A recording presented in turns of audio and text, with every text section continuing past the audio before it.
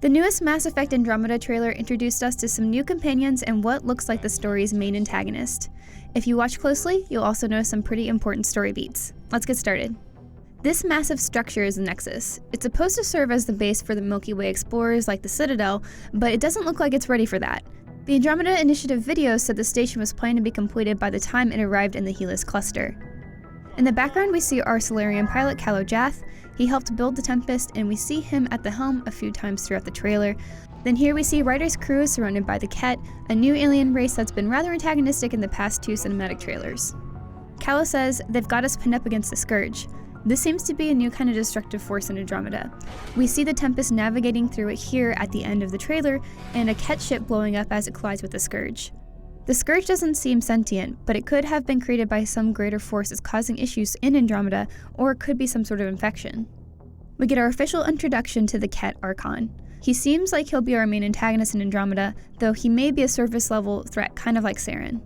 Next we've got our new female Turian squad mate Vetra. Her, PB the Asari, and Drac the Krogan were in Andromeda before Ryder arrived.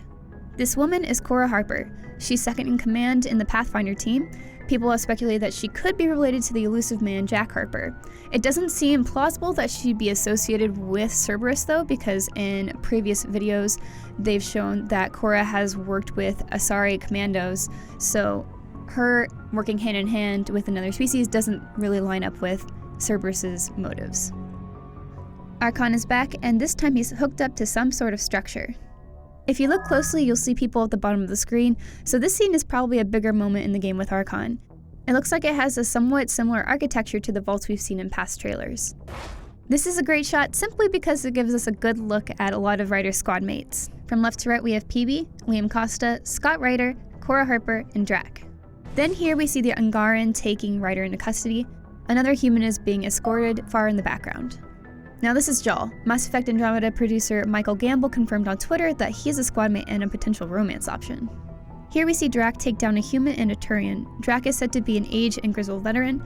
Drac's armor is adorned with bones. He's probably not someone you want to mess with. It's also worth mentioning that we don't know his clan's name yet. Then we see that Cora Harper is obviously a romance option. And now we've got a combat close-up of our other human squad mate, Liam.